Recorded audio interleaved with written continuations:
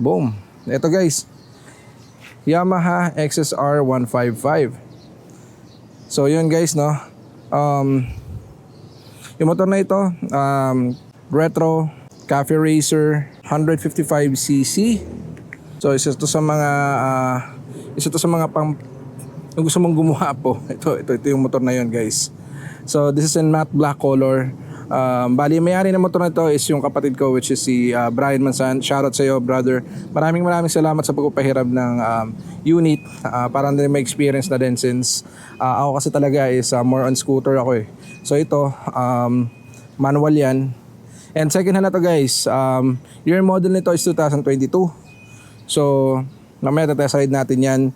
And for its specs, basically, single cylinder, 4-stroke, 4 valves, liquid cooled, single overhead cam engine yan.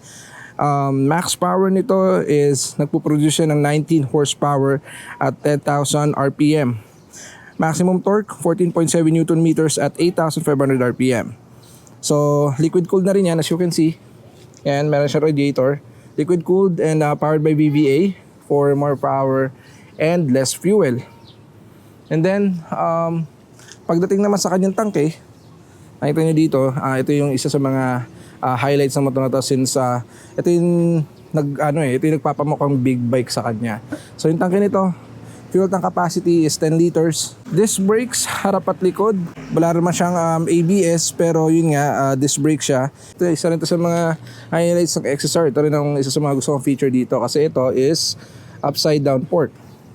Okay yan. Tapos, monoshock. Pagdating naman sa kanyang makina, parehas yan ng makina ng R15, pati ng makina ng Sniper 155. So, hindi na rin to bago sa atin, no? Silipin natin guys kasi ang gauge panel nito is digital na rin.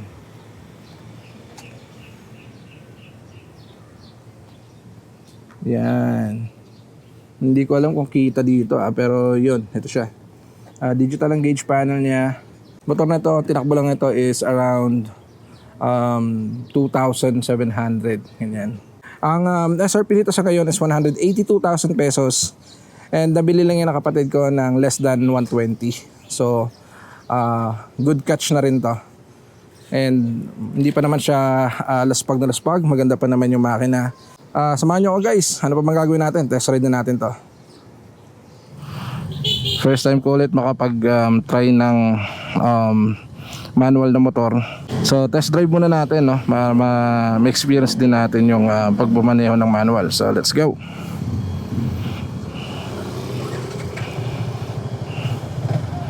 Sound check. Alright. Nakakapanibago ngayon nung ito magmaneho ng manual.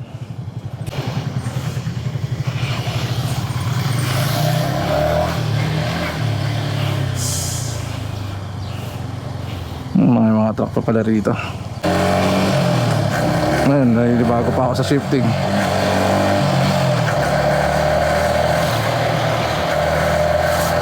Oh, wow.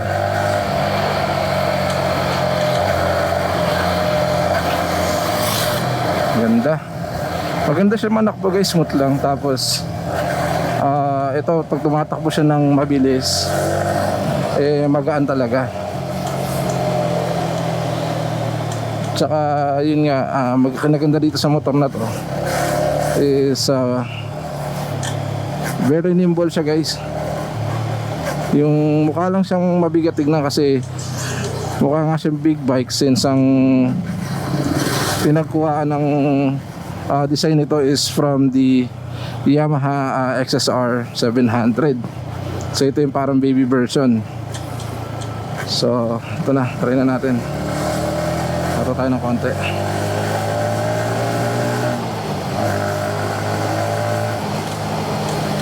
Wow.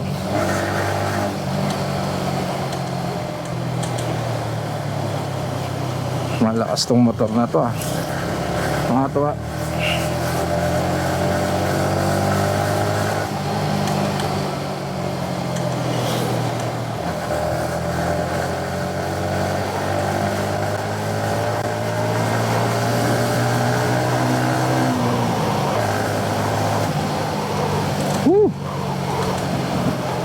Ang lakas ng motor guys.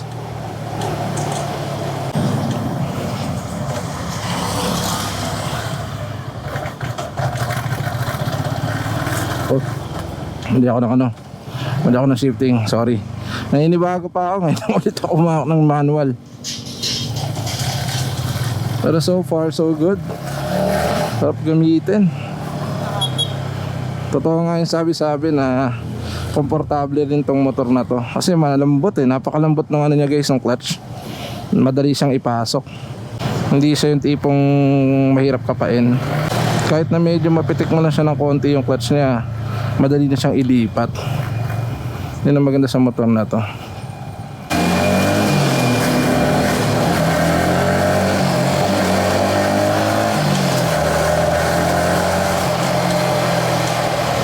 Ganda. Ang maganda siya dito guys, yung laro ng suspension niya, yung stock suspension niya is maganda. Dito niya may mga lubak-lubak, hindi mo siya masyadong nararamdaman.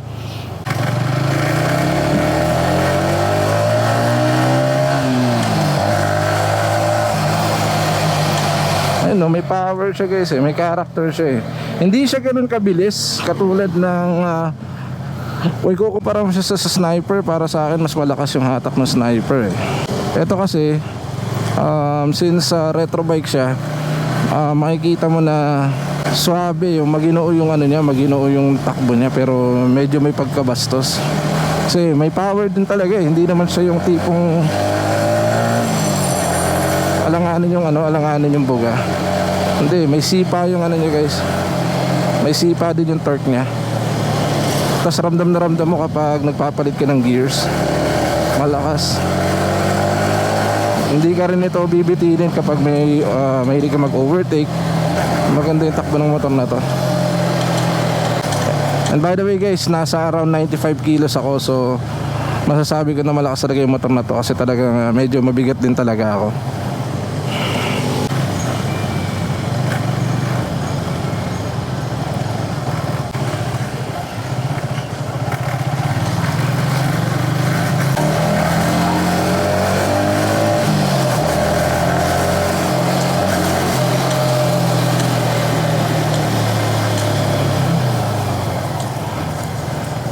Pagdating naman sa turning radius niya guys, hindi siya mahirap iliko. Kasi malapad malapad yung setup ng ano niya, manibela niya.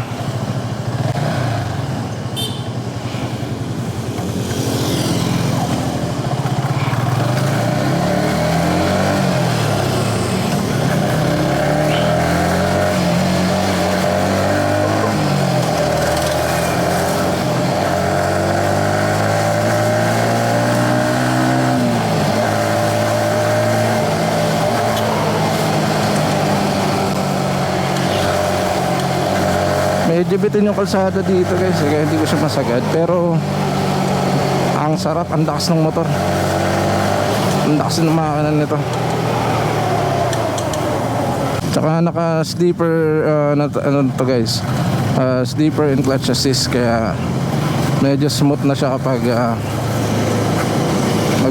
mag-shifting ka ng gears. Hindi na siya ganun katigas, unlike sa conventional na manual na walang sleeper clutch.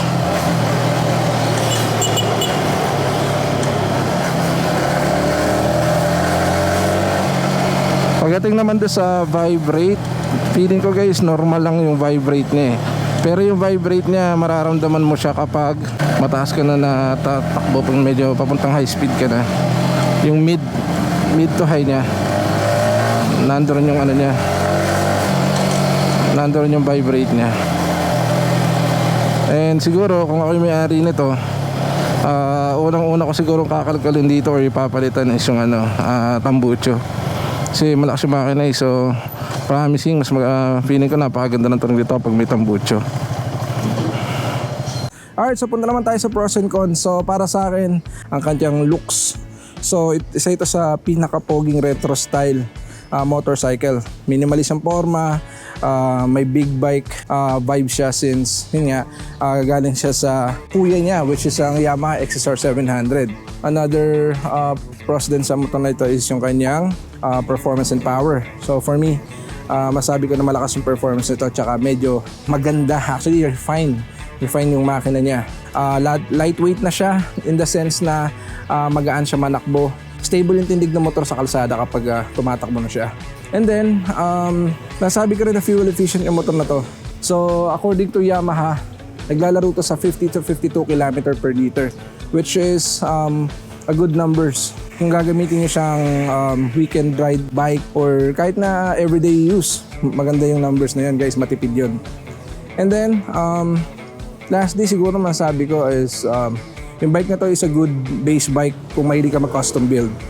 So, syempre Yamaha, reputable brand yan, kaya may angas talaga kahit sa branding pa lang ng motor mo, ang base bike mo is Yamaha. And then, maganda nga dito sa motor na to is hindi lang siya forma kapag pinormahan mo, talagang may performance din talaga siya. So, para naman sa cons, siguro makikita ko lang cons dito is one, yung fuel gauge niya, hindi siya ganoon kabilis mag-update. Lalo kung galing siya sa parking or matagal siyang nakahinto tapos naka side stand, kung wala kang paddock medyo mabagal mag-update yung fuel gauge niya. Pero all in all, hindi naman yung masyadong negative talaga. And then expensive talaga tong motor na to for 155cc since ang SRP nito ngayon is 182,000. Premium naman yung mga nilagay na parts sa kanya so reasonable. Pero syempre sa karamihan ng buyers or karamihan ng mga consumers aaray talaga sa presyo na yun. So, more likely yung bibili nito is yung talagang capable tsaka mahilig talaga sa retro na motor. And then lastly siguro, another turn off for me, siguro yung ABS. Kasi for its pricing, mas maganda sana kung may ABS for more safety, di ba? Pero aside from that, all in all, I was impressed. Yamaha XSR, isa sa mga good to own bike, lalo kung talagang ikikip mo siya. For keeps yung bike na yan guys. Hindi yan yung bike na pag binili mo, and then nagsawa ka, ibebenta mo. For me, it's one of the unit na for keeps. So, yun lang naman. Ay, maraming salamat at umabot kayo sa part na to. So, if you enjoy that video, please don't forget to like, share, and subscribe. And again, this is Bernie ng Burns Moto. Maraming salamat sa mga subscribers natin and shoutout sa lahat na sumusuporta sa ating channel. See you on the next video guys. We'll hope to review more soon. Alright? God bless everyone.